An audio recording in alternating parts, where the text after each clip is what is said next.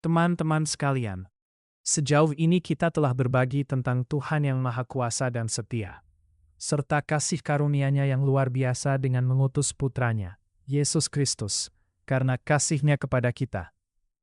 Hari ini di sesi terakhir ini, saya ingin berbicara tentang apa arti Yesus yang kita percayai itu bagi kita hari ini, di saat ini juga, dan apa yang akan terjadi dengan masa depan kita nanti. Bagi banyak teman-teman Muslim, Yesus, atau yang dikenal sebagai Isa Al-Masih, hanyalah salah satu nabi besar yang pernah hidup di bumi ini di masa lalu. Mereka tahu dari Al-Quran bahwa Yesus menyembuhkan orang sakit dan melakukan banyak mukjizat, dan mereka menghormatinya karena hal itu. Namun bagi mereka, Yesus hanyalah tokoh sejarah yang luar biasa di masa lalu. Bayangkan Anda tersesat di tengah hutan lebat pada malam yang sangat gelap. Anda mendengar suara binatang buas di kejauhan, dan udara sangat dingin. Saat itu, seseorang memberikan Anda sebuah buku tua dan berkata, di dalam buku ini tertulis bahwa ratusan tahun yang lalu, ada seorang pria hebat yang menemukan jalan keluar dari hutan ini dengan menggunakan obor. Apakah cerita itu bisa menyelamatkan Anda sekarang? Tentu tidak.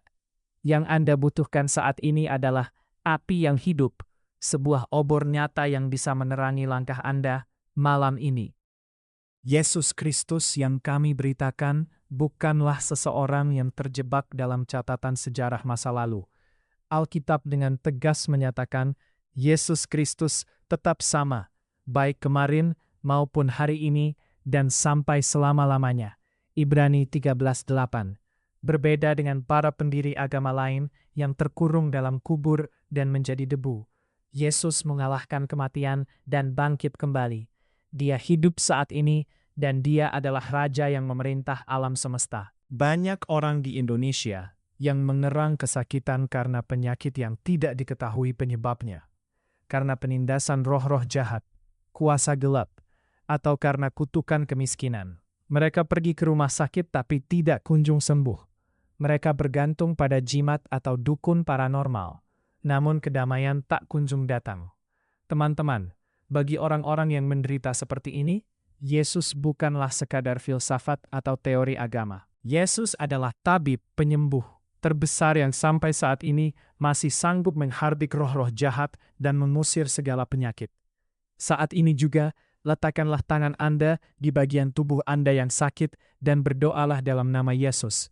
Nama Yesus yang hidup. Di dalam nama Yesus ada kuasa kehidupan yang sanggup menghancurkan belenggu kegelapan. Bahkan sampai hari ini, Dia masih menghapus air mata kita, membalut hati kita yang hancur, dan menghibur tubuh kita yang kesakitan. Ketika tim misi kami datang ke desa Anda dan berdoa, banyak orang mengalami kesembuhan dan menemukan kedamaian yang luar biasa di hati mereka. Mengapa? Karena Yesus benar-benar hidup. Namun teman-teman, anugerahnya tidak berhenti sampai di sini.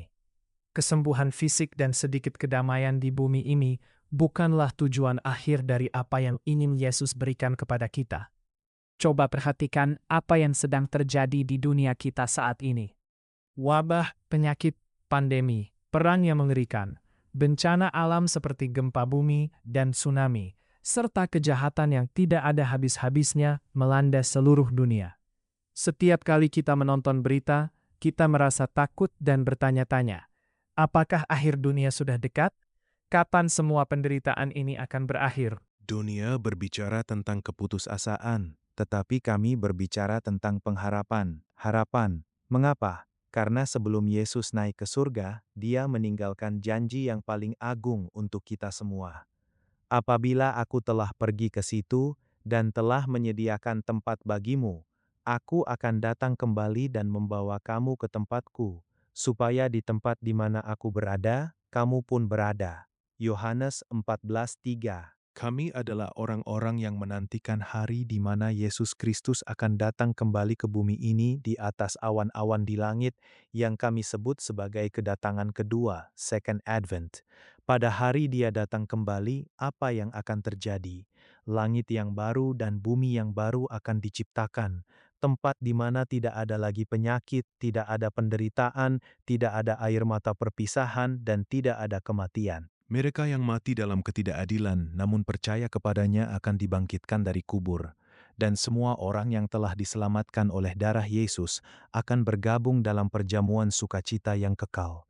Teman-teman yang sangat saya kasihi, janganlah lagi berdoa kepada hal-hal yang akan hancur di dalam kubur. Jangan lagi gemetar menghadapi ketakutan akan kematian. Hari ini, temui dan rasakanlah Yesus yang hidup, yang sanggup menyembuhkan hidup Anda. Dan terimalah di dalam hati Anda, Yesus Kristus, Sang Raja Kemuliaan, yang akan segera datang kembali untuk menghapus setiap tetes air mata dari mata Anda. Rencana Tuhan untuk hidup Anda bukanlah kebinasaan, melainkan kehidupan kekal dan damai sejahtera. Saya dengan sungguh-sungguh mengundang Anda semua untuk bergabung dalam perjalanan keselamatan yang agung ini. Terima kasih, dan Tuhan memberkati Anda semua.